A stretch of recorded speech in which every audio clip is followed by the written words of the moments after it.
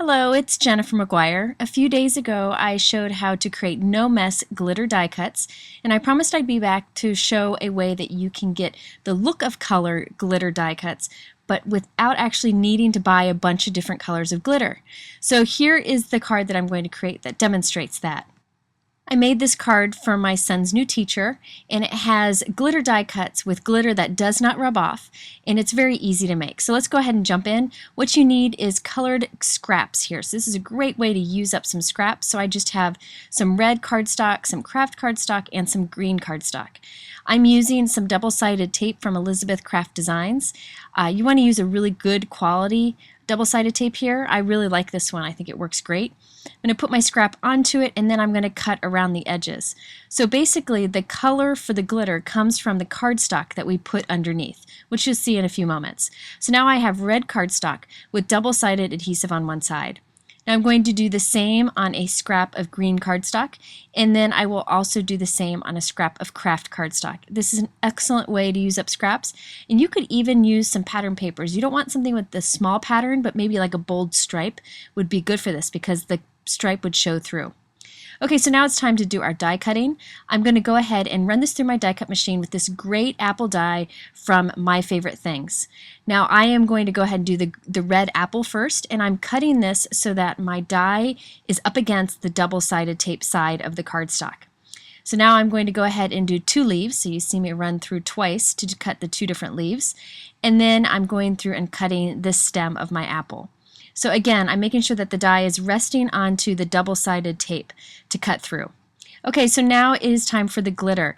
The glitter that I'm using is a cool diamond glitter from Elizabeth Craft Designs. This is a super high quality glitter. It's super fine, and when you rub it in place, it has like a silky or velvety look. Now you'll see here it looks like it's just going to completely cover the color behind, but it will be okay once we rub it in. So I'm just going to go ahead and shake it on. I'm working over a coffee filter just to contain the mess, and these little spoons are great too. You want to use a super fine glitter for this because that keeps the glitter from getting everywhere.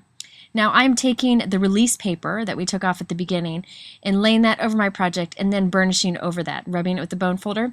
A lot of people prefer to do it that way. I kind of like to skip that and just go straight to the bone folder right on top of the glitter. You could also use your finger to rub this in really well. It's totally up to you. But you'll see when you rub it that the color gets a little bit darker because it's pressing into that double-sided tape.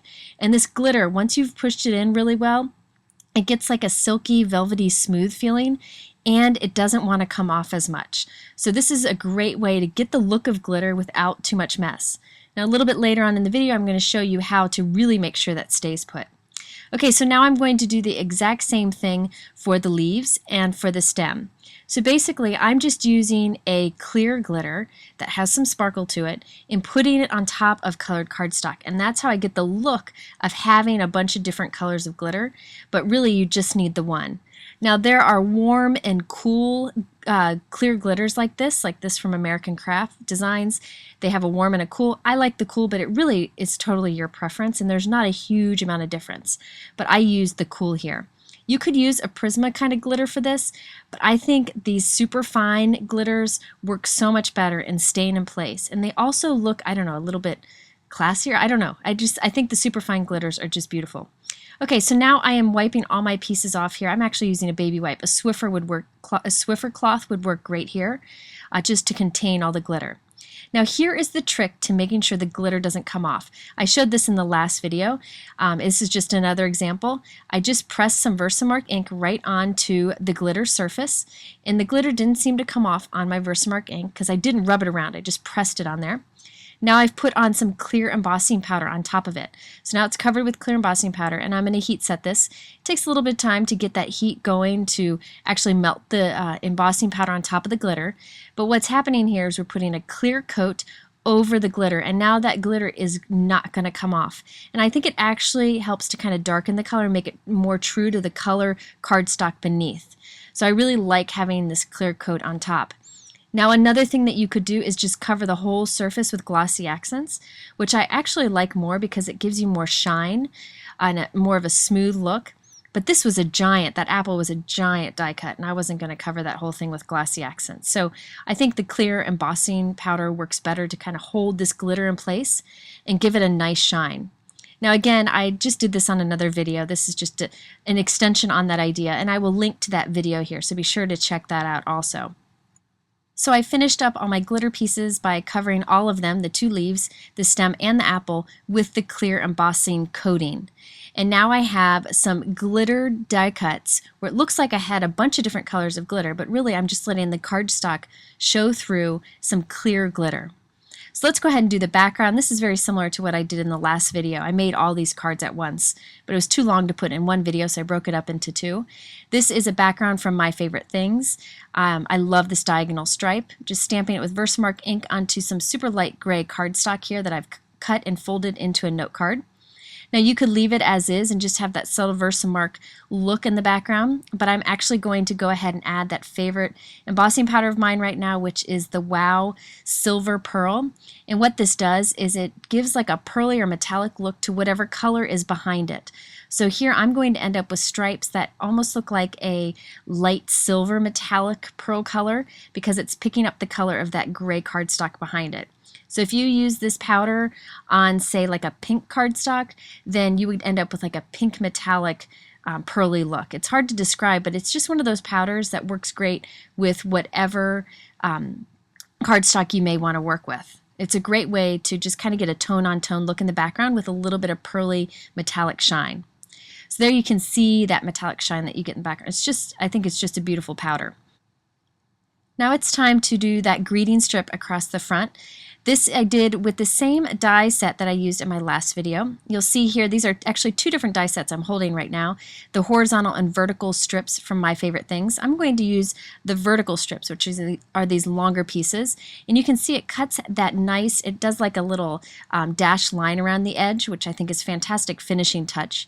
Now I'm going to stamp on this a sentiment from this Office Space stamp set from My Favorite Things. I love the little office type greetings in this. There's some really fun ones here. I'm going to use the one that says "You're the apple of my eye." Works perfect with that giant die cut that we just used. I'm stamping in the center with black ink, and then I decided that I wanted to do something to make it kind of look like a banner going across the apple. So here's my little trick. I'm totally going to just cut this up, but I promise it'll be okay. So I'm cutting a little bit off of each of the ends of this little banner strip that we have.